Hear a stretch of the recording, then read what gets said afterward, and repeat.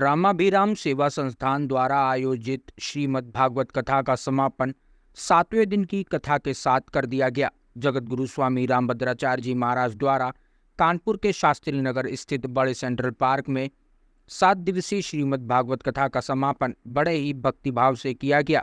7वें दिन की कथा के पश्चात विशाल भंडारे का आयोजन किया गया। बता दें कि सेंट्रल पार्क में चल रही भागवत कथा के 7वें दिन की कथा की शुरुआत श्रीमद् भागवत पूजन के साथ हुई।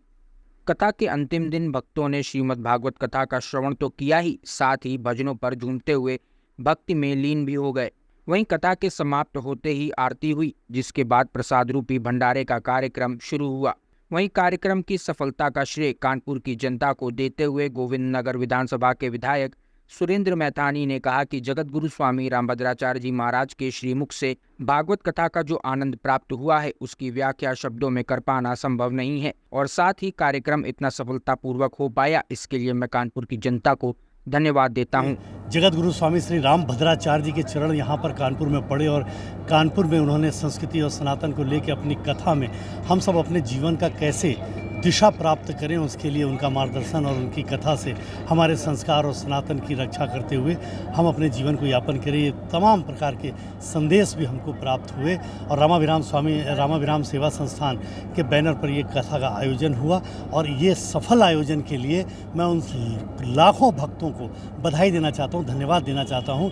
तमाम आयोजक मंडल के सदस्यों को बधाई देना चाहता हूँ जिन्होंने अथक प्रयास करके इसको सफल बनाया। हमारा सौभाग्य यह भी है कि स्वामी रामभद्राचार्य जी महाराज जैसे पूज्य संत इस धरती पर कभी कभी पैदा होते हैं और आज उनकी कथा का ये अच्छा सा श्रवण हम सब लोगों ने पूर्ण करके अपने को धन्य किया है। वैसे तो सभी संत पूजनीय हैं और मोदी जी, योगी जी जैसे लोग भी इस धरती पर कभी कभी जन्म लेते हैं कि जिन्होंने भव्य राम मंदिर के निर्माण के मार्ग को प्रशस्त किया। और गुरुदेव जगत गुरु श्री रामभद्राचार्य जी की तथ्यात्मक बातों को कोर्ट ने भी संज्ञान लिया और भव्य राम मंदिर का निर्माण हो रहा है, जिसका हम सब लोग अपने आस्था से जुड़े हुए 500 वर्षों के बाद पूर्ण हुए इसको विजय और अपनी आस्था के पूर्ण के रूप में देखते हुए अपना प्रकटीकरण भी करेंगे। महाराज जी की अगली कथा कब का आयोजन? गुरु जी महाराज ने अगली कथा को अगले वर्ष कहा है कि मनु पे लेकर के और रामचरितमानस पे लेकर रामराज को लेकर के वो अपनी कथा कहेंगे। उसकी तिथि और स्थान आएगा,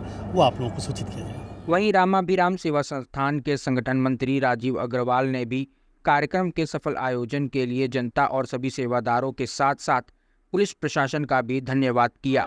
हम राजीव अग्रवाल, रामाभिराम सेवा संस्थान के संगठन मंत्री, आज कानपुर में 6 तारीख से एक जो भागवत कथा हमारे गुरुजी भद्राचार्य जी की चल रही थी, वो सफल भागवत कथा में आज 13 तारीख को अंतिम दिन गुरुजी ने बहुत संक्षिप्त में कथा कही और फिर भंडारे का आयोजन हो रहा है। हजारों की तादाद में भक्त भंडारा प्रसाद प्राप्त कर रहे हैं और ये हरि की इच्छा तक भंडारा चलता रहेगा।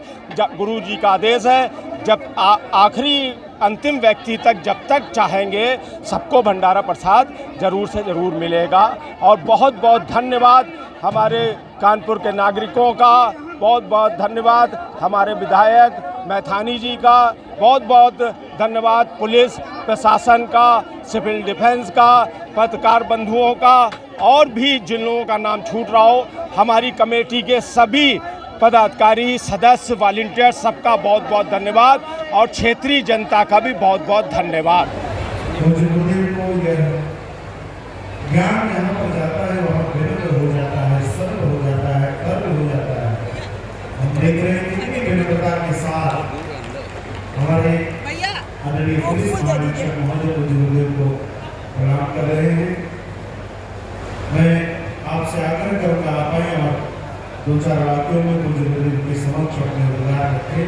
आदरणीय गौरव भरा क्षण है और ये प्रभु की हमारे संत परंपरा के महानतम संत पूज्य थे। मैं समझता हूँ कि हमारा सौभाग्य है कि